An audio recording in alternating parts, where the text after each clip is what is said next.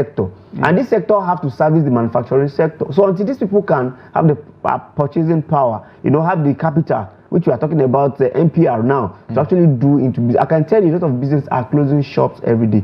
In your opening remark, you made mention of companies that have left Nigeria, and you made mention of GSK. Do you know how much a drug is cost? I can tell you yesterday, one of my persons have Qatar, and we need to buy a drug that we used to buy 100. It is now 400 naira. So I don't know. Look at that purchasing power. Look at how it is being eroded simply because of the policy direction of the government. So they need to look at it very, very. It's not bad to come back.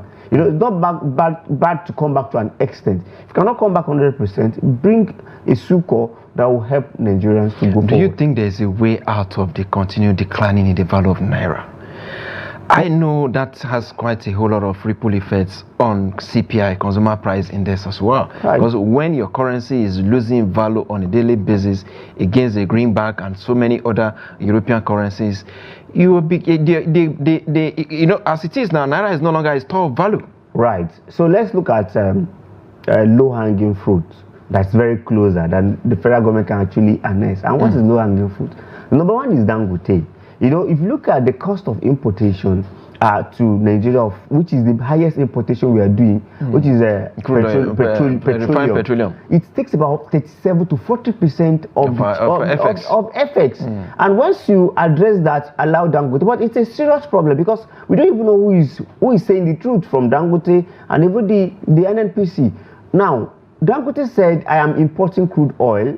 And you cannot say I should not sell in dollar because I actually imported in dollar. So I'm going to value what I'm selling in that capacity. Now, if you start supplying me crude oil by October in naira, that's how we look at it very well. Now, I see a serious problems here. And what's the problem? Our president is the Minister of Petroleum.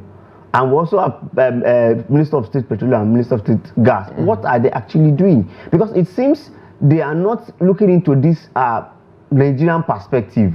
Dangote is a businessman. We wouldn't stop him. He borrowed money to build that edifice. But take it or leave it. If at all we are buying at the amount we are buying now, I tell you, Dangote have advantage. What's the advantage?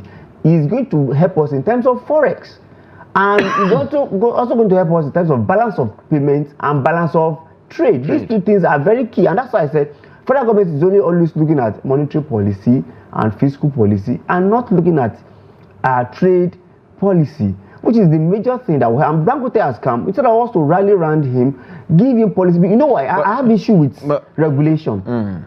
Where is NMDPRA, which are supposed to actually regulate the price? They are so silent that NNPC is taking the lead. It's a serious problem that we need to solve.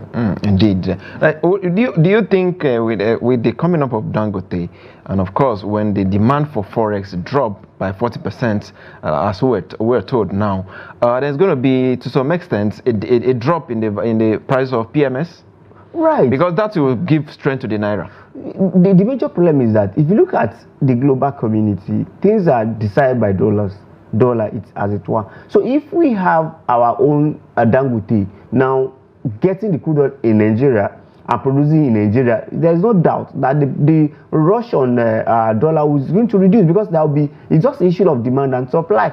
When there is a lot of demand, price goes. When there is a lot of supply, people purchasing, looking for it will be, and even the Bureau de Change will be doing their real job. What is their real job? Is to solve demand for small retail problem, not even major, because now it is changing, and banks are in cahoots. I can say that with they work hand in hand. Exactly. So this is a major thing that we need. So, but for me, the coming of Dangote would have solved a problem of forex to a large extent, and we should also, and that's what is doing backward integration, import substitution. That is exactly what is happening.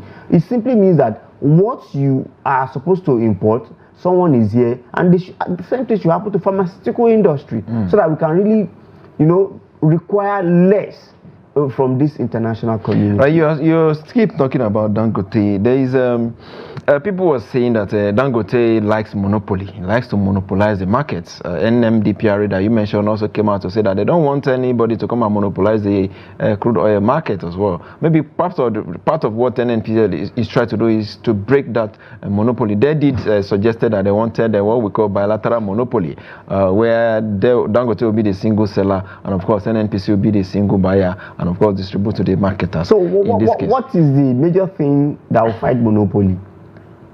Probably create free markets. Let every other. What will create free market is competition. So if 2 out of our refinery is actually working and producing at a particular level, let's not even compete. You know, we have about 5 modular refinery working now. So if we have them working. But the thing is that there is no data from these modular refineries we're talking about as to suggest the number of barrels of crude oil that they produce in a day. But you agree with me that if they are